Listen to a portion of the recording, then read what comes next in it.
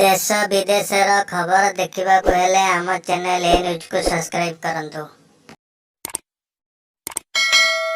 भारत में कोविड-19 आक्रांत संख्या पहुंचला 24,506 और 775 जन मृत्युबरण कर सारे।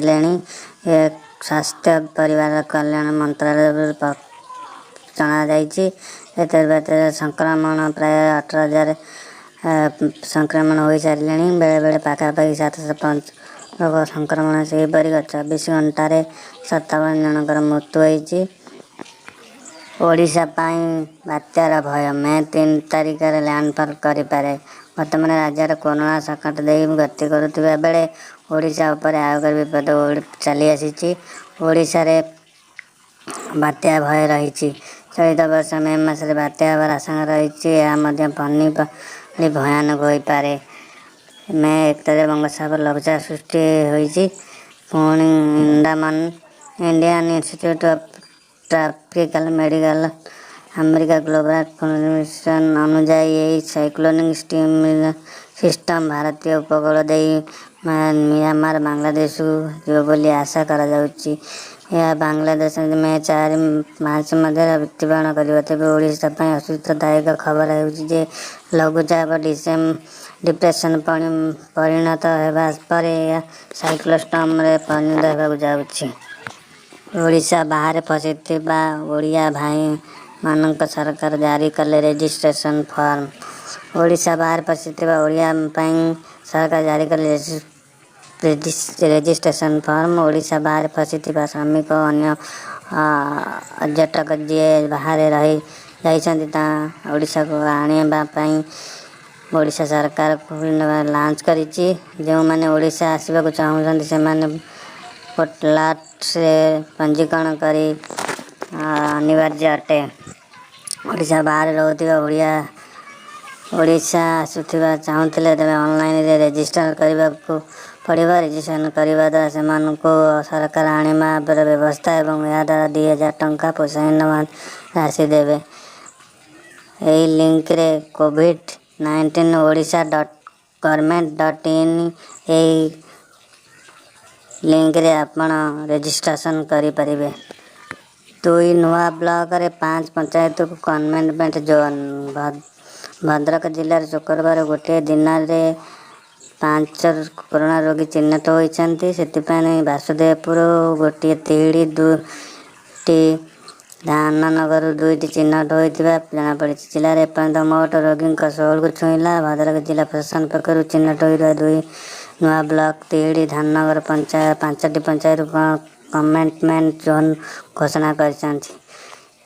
शुक्रवार अपराह्न लगी बरहिथिबा वर्षा कारण यही पंचायत गुड़िक जोगाजोग रास्ता सील करा जाइतला।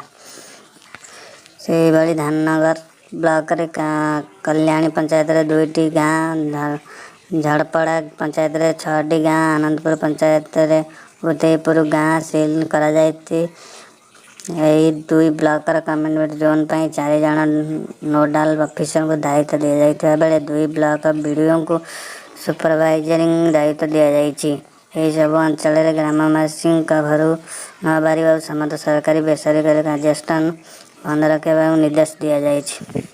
एही जिले में 60 घंटिया सटडाउन बलबत्तर रही किंतु कन्टेनमेंट घोषणा ग्रामवासी आतंकित हो पड़ते। गृह मंत्रालय मध्यराति आवेदननामा आज केते दुकान खोलिबा ता अनुमति।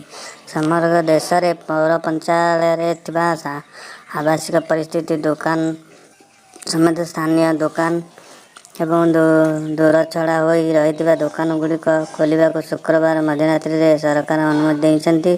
किंतु एथिपाई दुकान रे कर्मचारी संख्या अधा कमिबो और कोरोना वायरस संक्रमण रोकने को जारी होता समस्त मास्क पिंधि लोकों दूरता आदि अनुसरण करेंगे। यह छड़ा हॉटस्पॉट और कन्टेनमेंट जोन निमंत्रण आदेश लागू ना।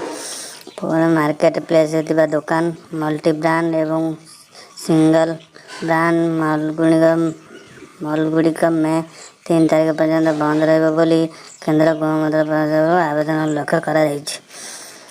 एही मध्यराति आवेदन दस्तखत करिसन्ति केंद्र गृह सचिव ଅଜୟ ଭାଲା। ଶନିବାର ଠାରୁ ଦୋକାନ ଖୋଲିବାକୁ ଏହି ଆବେଦନ ଅନୁମତି ପ୍ରଦାନ କରାଯାଇଛି। ଗ୍ରାମୀଣ ଅର୍ଦ୍ଧ ଗ୍ରାମୀଣ ଅଞ୍ଚଳରେ ଥିବା ସମସ୍ତ ଦୋକାନ ଖୋଲାଯିବାକୁ ଏଥିରେ ଅନୁମତି ଦିଆଯାଇଛି। ସ୍ଥାନୀୟ ସେଲୁନ ଓ ପାର୍ଲର ମଧ୍ୟ ଖୋଲାଯିବ ପାରିବ ବୋଲି ଏଥିରେ ନିର୍ଦ୍ଦେଶ ଦିଆଯାଇଛି। ନଗରାଞ୍ଚଳରେ ଥିବା ଆବାସିକ ଅଞ୍ଚଳ କିମ୍ବା ଦୂର ଛଡ଼ା ହୋଇ ରହିଥିବା ଦୋକାନ ଅଣବ୍ୟବହୃତ ସାମଗ୍ରୀ ଦୋକାନ ଖୋଲାଯାଇ ପାରିବ ବୋଲି କୁହାଯାଇଛି। କିନ୍ତୁ ଗ୍ରାମୀଣ ଅଞ୍ଚଳରେ ସବୁ ପ୍ରକାର ଦୋକାନ ଅଣବ୍ୟବହୃତ ସାମଗ୍ରୀ ବିକ୍ରୟ ନିମନ୍ତେ ଅନୁମତି ମିଳିଛି। ଆପଣମାନେ ଏମିତି ଡେଲି ନୂଆ ନୂଆ ଅପଡ଼େଟ୍ ଦେଖିବା ପାଇଁ ଆମ ଚ୍ୟାନେଲକୁ ସବସ୍କ୍ରାଇବ୍ କରନ୍ତୁ और ଭିଡ଼ିଓଟାକୁ ଲାଇକ୍ କରିଦିଅନ୍ତୁ। और